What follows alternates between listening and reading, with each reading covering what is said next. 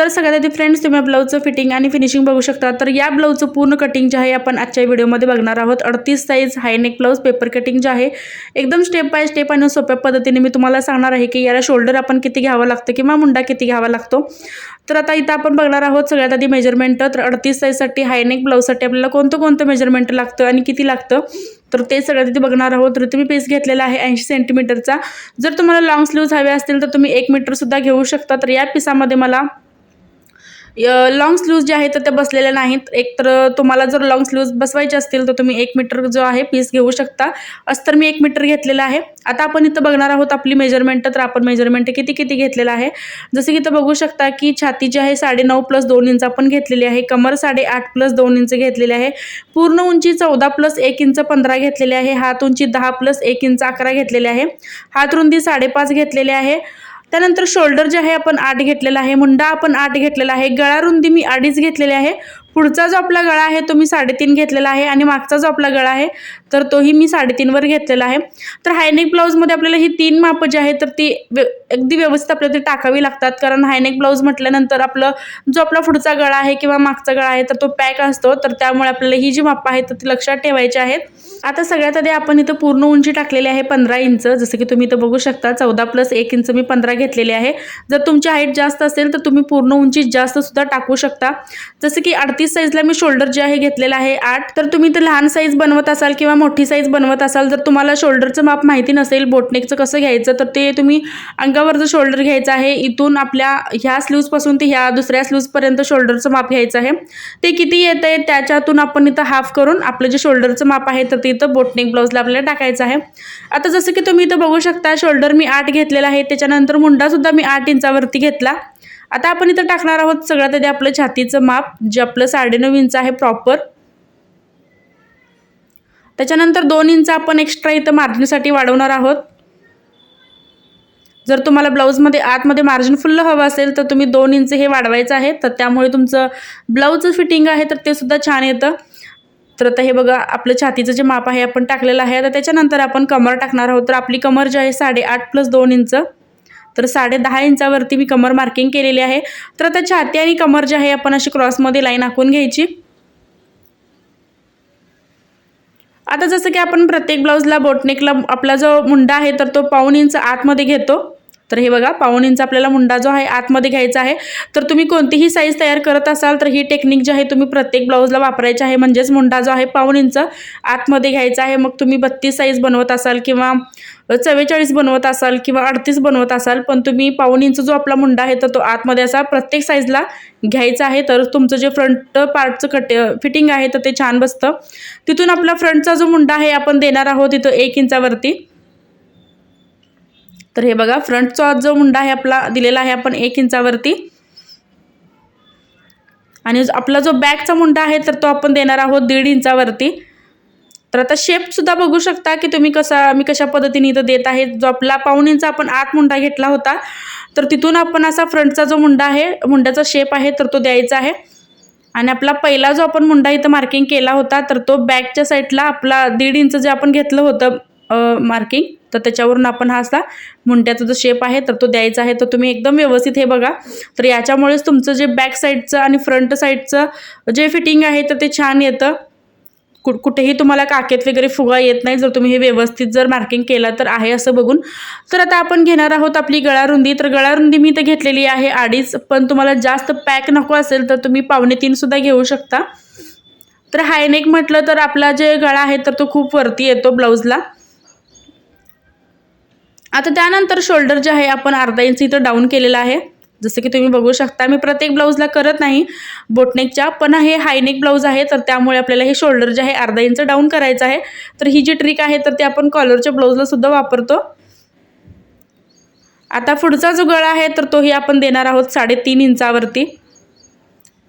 तर हे बघा गळा रुंदी मी घेतली 2.5 इंच। त्याच्यानंतर गळा उंची जी आहे मी घेतली 3.5 इंच। आता थोडासा इथं मी आकार खाली घेतलेला आहे कारण प्रॉपर आपला जो गोल शेप आहे गळ्याचा तर तो येतो त्यामुळे। तर पुढच्या गळ्याला आपण असा दाखवल्याप्रमाणे शेप द्यायचा आहे। तर परत एकदा मी तुम्हाला सांगते की आपण गळा रुंदी 2.5 घेतली, गळा उंची 3.5 घेतली। आता त्यानंतर आपले जे प्रिन्सेस कटचा कट्स पॉईंट आहे तर तो घ्यायचा आहे 3.5 इंचावरती। तर हे बघा मी 3.5 इंचावरती आपला प्रिन्सेस कटचा कट्स पॉईंट आहे तर तो घेतलेला आहे। आता बस्ट पॉईंट तुम्ही वरून सुद्धा घेऊ शकता खाली किंवा बॉटमपासून वरती घेऊ शकता। तर माझा जो बस्ट पॉईंट आहे तर तो आहे 10 इंच। तर बघा बॉटमपासून जर आपण इथं वरती माप घेतलं तर 5 इंच येतो। जर तुम्हाला बस्ट पॉईंट कुणाचा माहिती नसेल तर तुम्ही बॉटमपासून 4.5 किंवा 5 इंच घेऊ शकता, अगदी व्यवस्थित येतं। तर ही कोणत्याही साईजला तुम्ही 4.5 किंवा 5 बस्ट पॉईंट घेऊ शकता किंवा तुम्ही अंगावरचं सुद्धा घेऊ शकता बस्ट पॉईंट। तर आता मुंड्यापासून वरती आपण 1.25 इंचावरती मार्किंग करणार आहोत, जो आपण प्रिन्सेस कटचा शेप देणार आहोत त्यासाठी। तर हे जे माप आहे तर ते फिक्स नसतं, तर ते तुमचं कमी जास्त सुद्धा होऊ शकतं। तर तुम्ही 2 किंवा 2.5 इंच सुद्धा घेतलं तरी चालेल। जर तुमची हाईट जास्त असेल, 15 इंचपेक्षा सुद्धा जर जास्त असेल तर तुमचं हे जे माप आहे तर ते थोडंसं एक्स्ट्रा येतं। तर मी तर 1.25 इंचाचा स्पेस घेऊन त्यानंतर प्रिन्सेस कटला असा व्यवस्थित अजून परफेक्ट आकार जो आहे दिलेला आहे।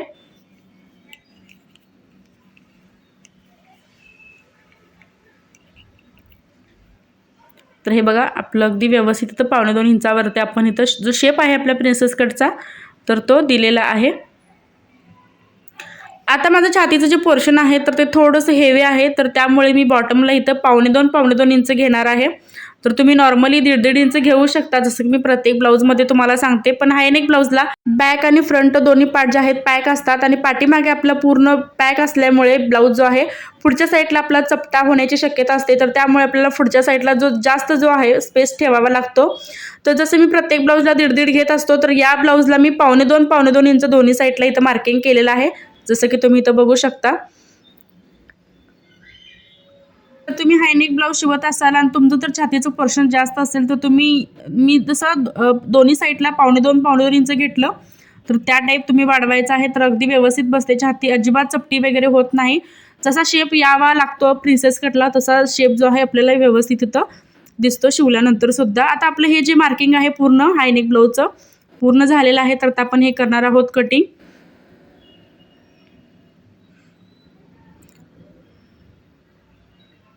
आता आपण हे कटिंग करूया।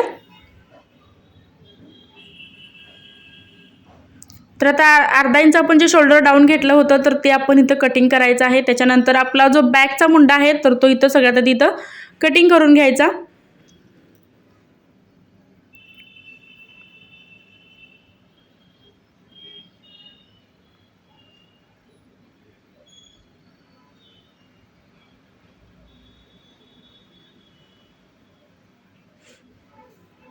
आता फ्रंट आणि बॅक जे आहेत आपण असे सेपरेट करून घ्यायचे आहेत दोन्ही। तर बॅक साईडला सुद्धा तुम्ही वेगळा जो गळा आहे तर तो काढू शकता। तर मी एकदम छोटासा इथं काढलेला आहे, पण तुम्हाला थोडासा मोठा हवा असेल तर तुम्ही तोही काढू शकता। पण बॅक साईडला गळा रुंदी सुद्धा तुमची तेवढीच असायला हवी जितकी आपण फ्रंटला घेतली होती 2.5 इंच। तर आता फ्रंटचा सुद्धा इथं मी गळा जो आहे कटिंग केलेला आहे। आता आपण इथे करणार आहोत आपला फ्रंटचा मुंडा कटिंग।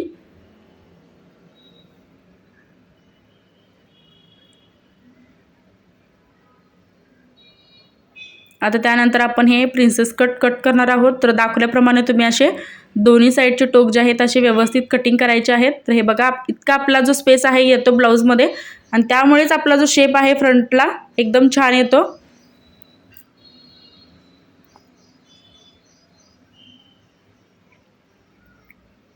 आता आपलं फ्रंट आणि बॅक पार्टचं जे कटिंग आहे तर ते असं झालेलं आहे। आता आपण बॅक पार्टचा जो गळा आहे तर तो इथं कट करणार आहोत।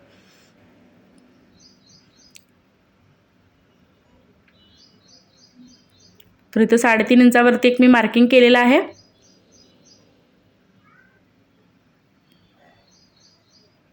आता मी बॅक साईडचा सुद्धा इथं गळा जो आहे पॅक ठेवणार असल्यामुळे एकदम छोटासा इथं मी जो गळा आहे काढणार आहे, पण तुम्ही याच्यापेक्षा थोडासा मोठाही काढू शकता जर तुम्हाला डीप थोडंसं घालायला आवडत असेल तर। तर मी कॉलर टाईप जे आहे बॅक साईडनं ब्लाऊज जे आहे बनवलेला आहे। तर हे बघा इतका मी जो आपला गळा आहे तर तो इथं मार्किंग केलेला आहे। गळा रुंदी आपण तेवढीच ठेवायची आहे जितकी आपण फ्रंटला ठेवली होती 2.5 इंच। आता आपले हे जे पार्ट आहे तर ते आपण करणार आहोत अस्तरवरती कटिंग। तर अस्तर मी घेतलेला आहे 1 मीटर। तर स्लीव्ज मला लॉंग स्लीव्ज बनवायच्या होत्या, पण पीस कमी होता, तर त्यामुळे मी जितक्या त्यामध्ये निघतील तेवढ्याच मी स्लीव्ज यामध्ये काढलेल्या आहेत. तर स्लीव्जचं जे कटिंग आहे मी या व्हिडिओमध्ये दाखवलेलं नाही. तर स्लीव्जचं जे कटिंग आहे तर मी एकदम सेपरेट त्याचे व्हिडिओ जे आहेत बनवलेले आहेत. एकदम सविस्तर माहिती सांगितलेली आहे की छातीवरून आपण स्लीव्ज जी आहे तर ती कशी काढायची एकदम सोप्या पद्धतीने. तर ते व्हिडिओ तुम्ही बघू शकता. आता आपला जो बॅक पार्ट आहे इथं बघू शकता की आपलं जे टोक आहे जिथं आपण जॉईंट करणार आहोत तर मी सोडलेलं आहे 1.5 इंच. तर हे बघा इथं मी असं 1.5 इंच सोडून घेतलेलं आहे आणि त्याच्यानंतर आपण पूर्ण बॅक पार्ट जो आहे असा मार्किंग केलेला आहे. तर टक्ससाठी आपण कोणतंही एक्स्ट्रा मार्जिन जे आहे कमरेला वाढवलेलं नाही. फक्त वरच्या साईडला जे आपला हुक येतो वरती तिथं फक्त मी 1.5 इंच वाढवलेलं आहे. तर ते सुद्धा आपलं थोडं शिलाईमध्ये जातं, तर त्यामुळे आपण तिथं वाढवून घ्यायचं आहे बॅक पार्टला. तर बॅक पार्ट आपला पूर्ण असा कटिंग झालेला आहे. तर आता आपण करणार आहोत आपला फ्रंट पार्ट कटिंग. तर फ्रंट पार्टचा आपला जो गळ्याचा भाग आहे तर तो सगळा त्याने आपण इथं कटिंग करून घ्यायचा. आणि ज्या पद्धतीने मी जो पेपर आहे ठेवत आहे अस्तरवरती, तर त्याच पद्धतीने तुम्ही पेपर जो आहे अस्तरवरती ठेवून घ्यायचा आहे. तर तुमचं फ्रंट पार्टचं जे फिटिंग आहे, कटिंग आहे तर ते छान होतं. तर हे बघा आपला फ्रंटचा जो गळा आहे तर तिथे मी वाढवलेला आहे 1/2 इंच. कारण ज्यावेळी आपण गळ्यापासला हुक लावतो तर त्यावेळी आपल्याला टाईट होऊ नये म्हणून इथे मी 1/2 इंच आपली आय आणि हुकची पट्टी आहे तर तिथं वाढवलेलं आहे. आणि बॉटमला ते तुम्ही बघू शकता, बॉटमला मी 2.25 इंच वाढवलेला आहे. तर हे बघा बॉटमला मी 2 इंच वाढवलं आणि त्याच्यानंतर आपला जो वरचा गळा आहे तर तिथे मी 1/2 इंच वाढवलं. आता आपलं हे जे मार्जिन आहे तर ते वाढवून आहे तसं इथं सगळ्याला आपण इथं पेपरवरती मार्किंग करून अस्तरवरती मार्किंग करून घ्यायचं. तर दाखवल्याप्रमाणे तुम्ही अस्तरवरती असं पेपर कटिंग ठेवून या पद्धतीने तुम्ही वाढवून घ्यायचं आहे. इथं गळ्यापाशी 1/2 इंच वाढवलं, त्याच्यानंतर बॉटमला 2.25 इंच वाढवलं आणि जी बाजू आपली जॉईंट होणार आहे तर तिथे थोडंसं आपण इथं 1/2 इंच वाढवणार आहोत. तर 1/2 इंचही नाही, फक्त 1/2 इंच आपल्याला इथं वाढवायचं आहे. तर अशा टाईप तुम्ही जो आपला फ्रंट आहे तर तो कटिंग करायचा आहे. तर या पार्टमध्ये जर तुम्ही चुकला तर तुमचं जे ब्लाऊज आहे तर ते पूर्ण चुकू शकतं, मार्जिन अजिबात राहत नाही. तर त्यामुळे तुम्ही अगदी व्यवस्थित हे लक्ष देऊन मगच ते कटिंग आहे तुम्ही अस्तरवरती आणि मेन कापडावरती करायचं आहे. आता जसं आपण इथं फ्रंट कटिंग केला मार्जिन वाढवून, तसाच आपली दुसरा जो पार्ट आहे फ्रंटचा तर तो इथं आपण कटिंग करायचा आहे. तर फ्रंट पार्टमध्ये आपल्याला दोन्ही पार्टमध्ये मार्जिन जे आहे तर ते वाढवून घ्यायचं आहे. तर आता हे बघा आपला फ्रंट पार्टचा दुसरा पार्ट आहे. तर सगळ्यात आधी आपण आहे तसं ह्याला मार्किंग करून घेतलं. आता त्याच्यानंतर आपली जी फिटिंगची बाजू आहे कमरेकडची तर याला सुद्धा आपण 2.25 इंच इकडे वाढवून घेणार आहोत आणि क्रॉसमध्ये अशी रेस आखून घ्यायची आहे. तर हे बघा आपण असं 2.25 इंच बॉटमला वाढवलं, त्याच्यानंतर क्रॉसमध्ये अशी रेष आखून घेतली आणि जी बाजू आपण जॉईंट करणार आहोत तर त्या साईडला सुद्धा आपण इथं 1.25 इंच वाढवलेलं आहे. तर फ्रंट पार्टमध्ये आपल्याला दोन्ही पार्टमध्ये असं दाखवल्याप्रमाणे वाढवून घ्यायचं आहे. तर तुमचं जे ब्लाऊज आहे व्यवस्थित फिटिंग बसतं आणि मार्जिनसुद्धा फुल राहतं. तर मला कमेंट आली होती एका ताईंची की तुम्ही सांगितल्याप्रमाणे आम्ही ब्लाऊज कटिंग केलं होतं पण आमचं मार्जिन जे आहे तर ते शिल्लक राहिलेलं नाही. पण तसं होत नाही. तुम्ही कटिंगमध्ये जर तुम्ही चुकला असाल तर तुमचं जे मार्जिन आहे तर ते अजिबात राहत नाही. त्यामुळे मी जसं तिथे दाखवत आहे तुम्हाला अस्तरवरती कटिंग करून, तर त्याच टाईप तुम्हीही अस्तर जे आहे कटिंग करायचं आहे पेपर ठेवून, तरच तुमचं जे ब्लाऊज आहे व्यवस्थित बसतं, फिटिंग छान येतं. शिवाय तुमचं जे मार्जिन आहे तर ते सुद्धा फुल राहतं. तर आता आपण इथं मेन कापडावरती करणार आहोत कटिंग. तर मेन कापडावरती आपल्याला कोणतंही एक्स्ट्रा मार्जिन जे आहे तर ते वाढवून घ्यायचं नाही. जसं आपण अस्तर कट केलेलं आहे तर तेच ठेवून आपण मेन कापड जे आहे कट करून घ्यायचं आहे. आणि स्लीव जे आहेत नॉर्मल आपण नेहमी कशा काढतो त्या टाईप आपण काढायचे आहे. तर आपल्या स्लीव ज्या आहेत तिथं 6.5-7 इंचाच्या तयार होतील. तर जर तुम्हाला लॉंग स्लीव्ज बनवायचे असतील तर तुम्ही आपला जो मेन कापड आहे तर तो 1 मीटर घ्यायचा आहे. तर त्यामध्ये तुमच्या ज्या स्लीव्ज आहेत लॉंग तर त्या व्यवस्थित तयार होतात. तर फ्रेंड्स तुम्हाला माझा आजचा व्हिडिओ कसा वाटला हे कमेंटमध्ये नक्कीच सांगा. काय डाऊट असेल तर तेही तुम्ही मला कमेंटमध्ये विचारू शकता. चॅनलवरती जर तुम्ही माझ्या नवीन असाल तर सबस्क्राईब नक्की करा, सोबत बेल आयकॉनलाही क्लिक करा जेणेकरून जो व्हिडिओ मी अपलोड करेल त्याची जी नोटिफिकेशन आहे सगळ्यात आधी तुमच्याकडे येईल. तर इथं आता बघू शकता की आपलं मेन कापडावरती पूर्ण जे कटिंग आहे तर ते झालेलं आहे. शिल्लक राहिलेल्या कपड्यामध्ये मी काढणार आहे स्लीव्ज. तर आता आपल्या ब्लाऊजचा जो फायनल लुक आहे तर तोही तुम्ही बघू शकता की एकदम परफेक्ट आणि फिनिशिंग सोबत हे जे ब्लाऊज आहे मी तर रेडी केलेलं आहे. तर हे बघा फिटिंग सुद्धा याचं खूप छान झालेलं आहे.